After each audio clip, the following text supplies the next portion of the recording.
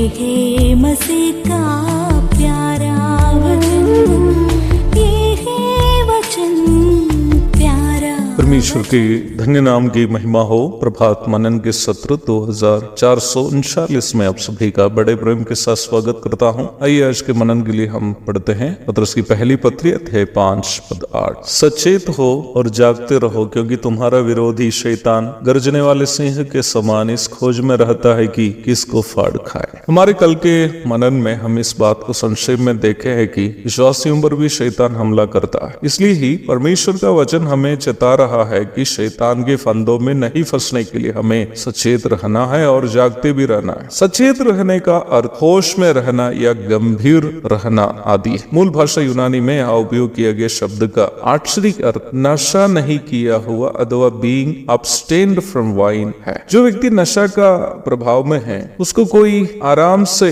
धोखा दे सकता है। बिहार में अनपढ़ और समाज के पिछड़े वर्ग के लोगों की जमीन शराब आदि पिलाकर जब आदमी होश में नहीं रहता है, कागज पर हस्ताक्षर कराकर हड़पने की ढेर सारी घटनाएं बराबर होती है। यदि जमीन का मालिक होश में होता तो शायद उनसे उनकी जमीन नहीं छीन जाती। बहुत से ऐसे मसीही हैं जो उद्धार पाए हुए और बपतिस्मा भी लिए हुए हैं, लेकिन आत्मिक जीवन को गंभीरता से नहीं लेते। वे बहुत सारे सांसारिक बातों की नशा में, शायद वे लोग शराब नहीं पीते होंगे, लेकिन संसार की अन्य कई चीजों की वे नशे में, संसार की कई चीजों से वे बहुत अधिक आकर्षित हैं। वे संभवतः धन, शरीर की अभिलाषा, अधिकार, खुद को ऊंचा करके दूसरों के सामने दिखाने की तीव्र इच्छा आदि बहुत कुछ हो सकते हैं। अवश्य ध्यान देना प्यारो, शैतान हमारी कमजोरियों का तलाश में है और जब वह हमला करता है तो उसी जगह में वह हमला करता है जहां हम कमजोर। ध्यान रखिएगा, हमारे प्रभु यीशु मसीह जब 40 दिन उपवास में रहने के बाद वह अत्यधिक भूख से परेशान था, शैतान उसके करीब जाकर पत्थर से रोटी बनाने का सलाह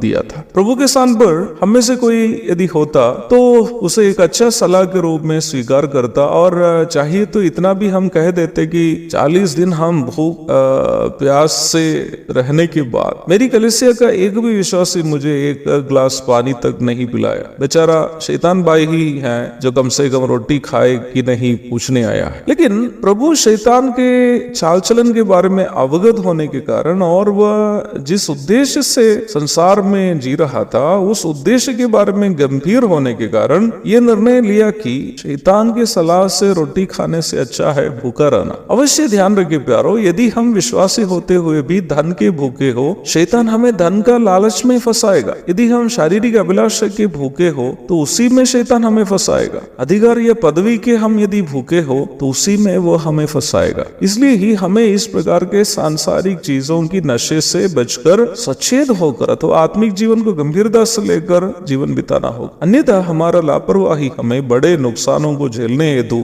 मजबूर कर सकता है। मैं ऐसे कई मसीहियों को, यहाँ तक प्रभु की सेवा करने वालों को भी जानता हूँ जिन्होंने धन, नाम, शारीरिक अभिलाषा, अधिकार, पदवी इत्यादि के नशे में फंसकर न केवल बाहर वालों से बल्कि अपनी ही पत्नी एवं अपने बच्चों के नजरों में भी निंदा का पात्र बनकर एक शर्मिंदगी का जीवन बिता रहा है। इसलिए सचेत रहना है, अर्थात आत्मिक जीवन को गंभीरता से बिताना है। अवश्य इस बात को ध्यान रखे प्यारो, आत्मिक जीवन बिताना एक विकल्प नहीं है बल्कि वही एकमात्र विकल्प है। हमें आत्मिक जीवन बिताना ही होगा। Leading a spiritual life is not an option but that is the only option. We must have to lead a spiritual life. यदि हम अपने जीवन को आत्मिकता में गंभीरता के साथ नहीं बिताते हैं तो हम निश्चित जीवन में एक दिन पछताएगा। एक और शुभ दिन की धन्य कामनाओं के साथ आज का मनन में यहाँ समाप्त करता हूँ। प्रभु आप सबको आशीष दे। आमीन।